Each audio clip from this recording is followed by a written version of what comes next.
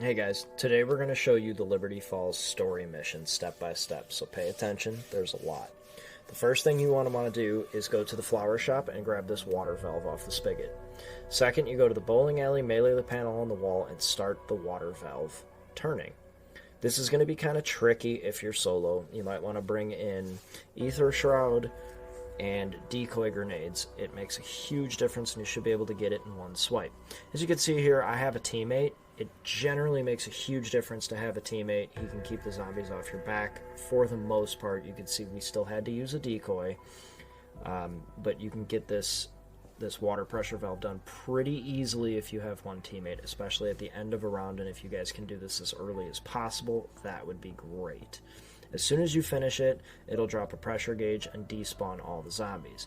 After you grab the pressure gauge, you're going to want to get a key from the groundskeeper. But before you do that, make sure you activate the story mission. A lot of you don't know that, and which is why you don't get your prompts that tell you kind of what to do. Walk over to the machine in the church, interact with it, your screen flashes white, and you will get some prompts that kind of walk you through from Blanchard and Panos. They will tell you roughly what they need.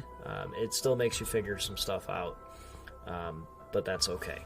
For the most part, you should be able to figure it out if you've been playing this map for a while. They talk about some different devices. So the Gravekeeper's Key is going to be located on the Gravekeeper's body, which he does spawn in. He will not spawn in every round, once per game, and at totally random. So as you can see, we are already 2 levels later. We were around 6 and now we're around 8. So it does take quite a while sometimes for him to spawn in. But the more you hang out there, the more he'll spawn in, or the easier he will spawn in. My teammate happened to find him and kill him, take him out before we even noticed him. So stick out. Now, his shed is over here and there will be a handbrake on the counter. I have 1250 salvage, so I will buy my Mangler cannon, which is a piece you will need to get this next part to craft your jet gun. If you don't have enough salvage, you can wait a few rounds if you want, or you can spawn in a Mangler at round 10 and have him try to shoot at you by standing by this door. So once you get in there, there's going to be some piles of junk on the ground. Be careful, as sometimes this can spawn in a spider, and there is a window in the back that zombies can come in at. Right there it spawns the electrical wires that we need. And now that is all the pieces we need. Go back to the motel on the top floor, and a little jump spot trick is right here off the car. If you guys are trying to speed run this, it will help greatly. So here we go into the room, and then just assemble the thrustodine, or as we all call it, the jet gun. You will need that to grab the next 3 parts for your mission. If you are trying to do this mission, it is a great idea to try and come in and make sure you're at least Pack-a-Punch 2 with purple and having most of all the perks. So I brought in Perkaholic with me, pop that right away, and I have all the perks, as long as you don't go down. The first piece you'll need is on top of this truck. Look through this window, and it almost takes you your full magazine of ammo to grab that. If you're looking at it right, not necessarily. The second piece is going to be inside Ollie's comic store. Look up into the ceiling tiles that are broken, and you'll see some kind of piece up there that you can grab. Blanchard starts talking to you, and the third piece is inside the church. Once you do that, they'll prompt you about a workstation, which is on top of the bank. You craft the LTG device. Now, the LTG device needs to be put down inside an ether storm, which there's 2 in the map. This one is by the spawn in the first area you can open. As you see, it spawns in a purple orb, and it gives you exactly 1 minute. You have to protect this. The zombies do not attack it. They walk towards it and teleport away. It gets rid of the integrity of the portal, and if it turns red, you lost and you have to do it all over again. It's kind of tricky because zombies kind of come out of everywhere. And as you can see, we were successful at our 1 minute. It will spawn in an HVT target, or high value target. In our case, it was a Mega Abomination, and there is a huge trick with what you need to do with these HVTs. You have to activate your Ether Trap. There's only 2 of those on the map, as there are only 2 storms. We made a huge mistake of not grabbing the canister from the church. So before you guys craft the LTG device, or after you craft it, make sure you go back up to the machine. You'll see this canister sticking out. Grab that. Now be careful when you do. Have your teammate help you. You run extremely slow with it. You cannot tack sprint. You also cannot slide. If you slide, you just drop the canister on the ground. So this canister has to be underneath your HVT. As you can see, I shot the HVT with 1 bullet and took it out. Panos Talks tells you failed. We kind of freaked out. So we grab the canister and we go back over to the LTG device. Now this is round 13. By round 14, it gives you another chance. So not particularly that round, but your very next round, you will get to spawn in another HVT to give it another go.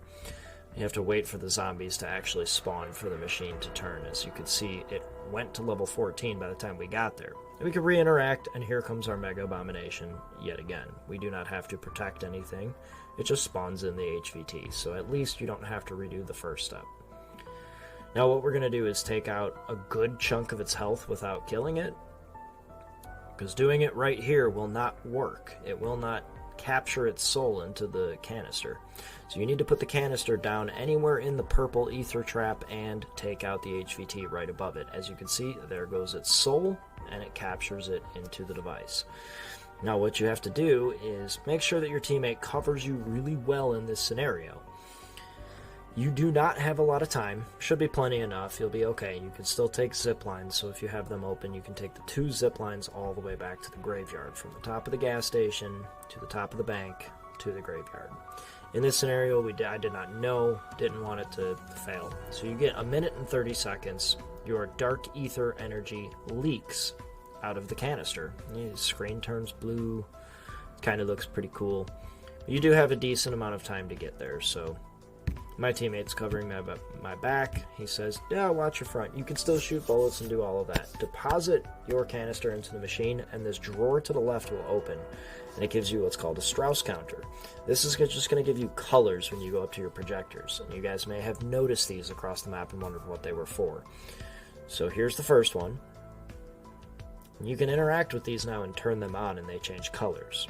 So this is yellow, so we're going to change it yellow. The confusing part about this is when you get a green, it needs to be turned to red. When you get red on your Strauss counter, the projector needs to be turned to green. See, this one is red, so we turn it on and it's green. The third and final canister is located off the side of the bank. You need to blow up this wall, head down, and you'll see another projector right there in the corner. This one's going to be yellow, so we will interact. It turns on green, hit it again, and it's yellow. You do have to wait a few seconds, and you'll start getting another prompt that it did work. You will also see, as soon as that prompt happens, 3 beams coming from the projectors going back to the spawn point by the gas station. That little purple orb that kind of radiates energy that hurts you when you walk by it, it is now doing something over there. It finishes, and it pops out a canister. That's your final canister for the machine that you have to take out another HVT and capture a soul into. This is a little tricky. Make sure you run up and grab the LTG device. If you're by yourself, you can't do both at the same time. You have to move the canister first or move the LTG first. The second ether storm is in the graveyard. We'll take that and protect that. This time it spawns us a mangler, so this one is going to be a little tricky to aggro him towards the next ether trap. The ether trap is going to be on the main drag of Hill Street, which I think is called Washington Street, if I'm not mistaken. So I've got the canister, walk it down, and we can see this is the first point where he's going to hit. So I'll just drop the canister right there, and we'll go ahead and take out the HVT and capture its soul. As long as they're both in the ether, it's fine. Also, I like using free fire, but we also had a Mega Abomination on us, so they don't make it easy by any stretch. And we're already on level 20, or round 20 by this point. Okay, you need to pick up the canister. You still have 1 minute and 30 seconds. It's not that far off, so you can easily make this back. Once you deposit this, you're ready to go into the mission. If you want to start it right away, this would be a perfect time to gear up a little bit. You see, I'm only pack 2 blue. Wasn't the greatest for this fight. Did not understand that. It does make you and your teammates vote. You'll be spawned in with 3 rounds of zombies. It gets a little hectic in here, and my teammate goes down 8 different times in this dark ether. I believe I only go down once, but that's why it helps massively to have as many perks as you possibly can. Your first 2 rounds will be manglers. The first round is 1 mangler, the second round is a few manglers depending on how many teammates you have, and the third round is a mega abomination. If you have 4 teammates, I can confirm there is 2 mega abominations in there plus manglers. So it gets incredibly insane the more teammates you have. Once you beat every zombie in this room, or the mega, you will both get downed. Then you'll sit here and you'll watch this. No. Nice little cutscene. I had full health. What is your status? You've heard them. I swear. No interruptions for this next part.